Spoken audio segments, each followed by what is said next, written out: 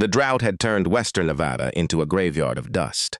For 8 straight months, not a single meaningful storm had crossed the Carson Basin. The hills around Hollow Creek Ranch looked skinned alive. Dead brush crackled beneath the wind. The old cattle pond behind the barn had collapsed into a shallow bowl of cracked mud that smelled faintly of minerals and rot. Ethan Mercer stood on the porch of his ranch house with a cold mug of coffee in his hand and watched the morning sun climb over the mountains. Beside him, Atlas pressed against his leg. The German Shepherd was 7 years old now, big, gray and white, thick fur like winter smoke. His ears twitched constantly, always listening for something the rest of the world missed.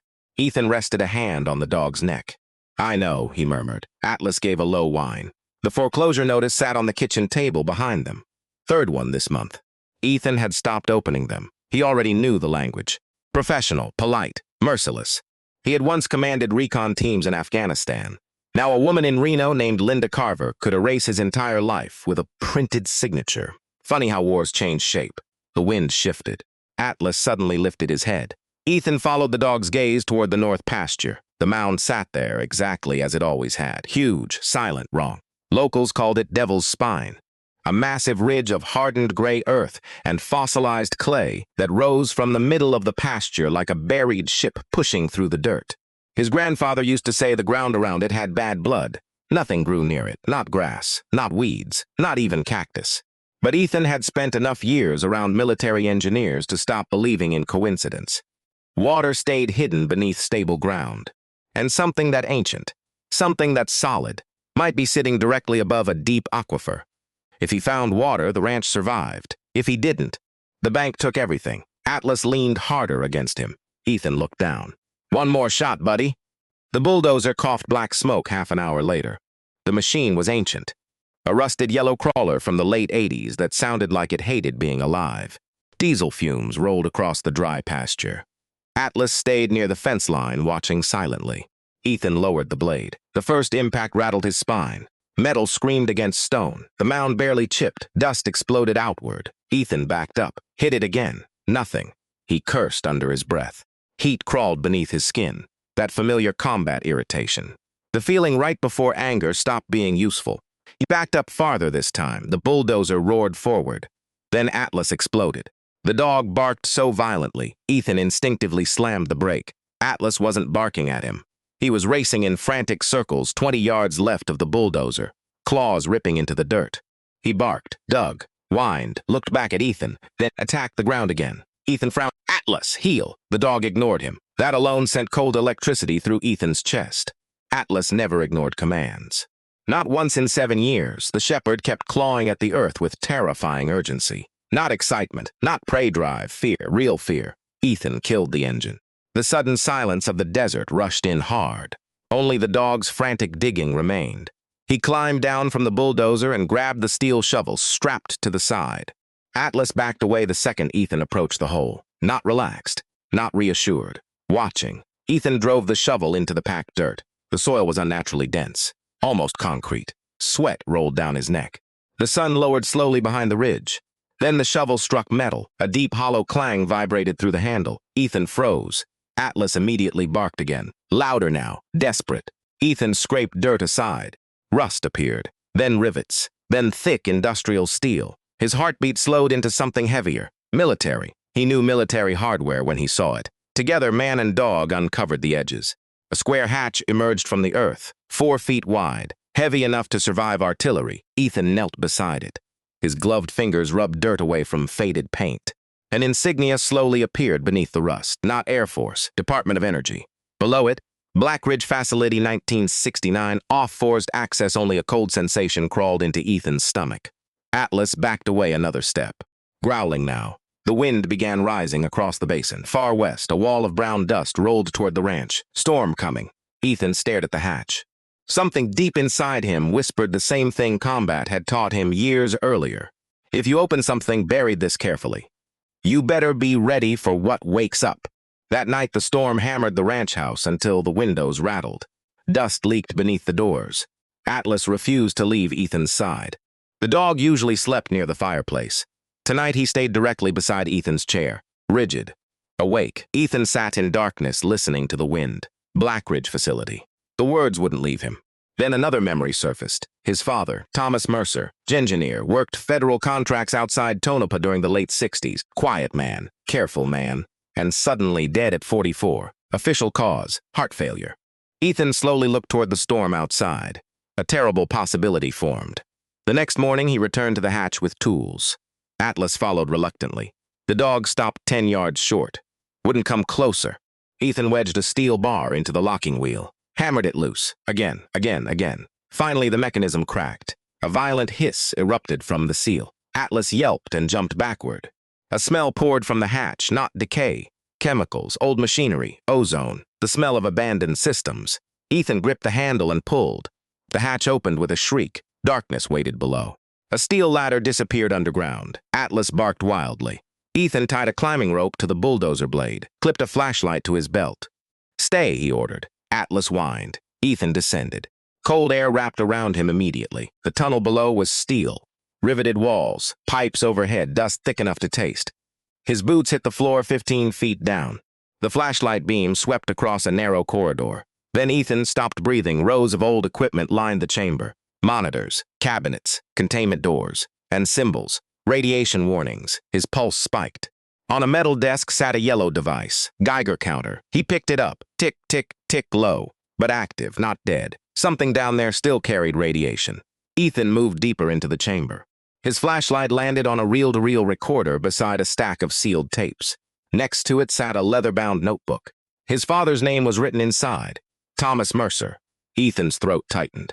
Then a noise echoed above. Atlas, the shepherd, was barking uncontrollably, not warning. Panic. Ethan suddenly felt the tunnel shrinking around him. Afghanistan came crashing back, collapsed caves, smoke, men screaming beneath rock. His chest locked, air vanished. The flashlight trembled violently in his hand. For one horrifying second, he wasn't underground in Nevada anymore. He was trapped again. Atlas barked harder. The sound cut through the panic. Ethan grabbed the notebook and tapes, then climbed fast. He burst from the hatch, gasping. Atlas hit him immediately, whining, licking his face, pressing against him hard enough to nearly knock him over. Ethan wrapped both arms around the dog. "I'm okay," he whispered. But he wasn't, not even close. That night he listened to the tapes. His father's voice filled the kitchen, old, tired, terrified. "This is private log entry 14. Static crackled. Black Ridge was never an energy project. The containment systems were built to store contaminated groundwater after Test Echo breached the underground fault line." Ethan sat perfectly still.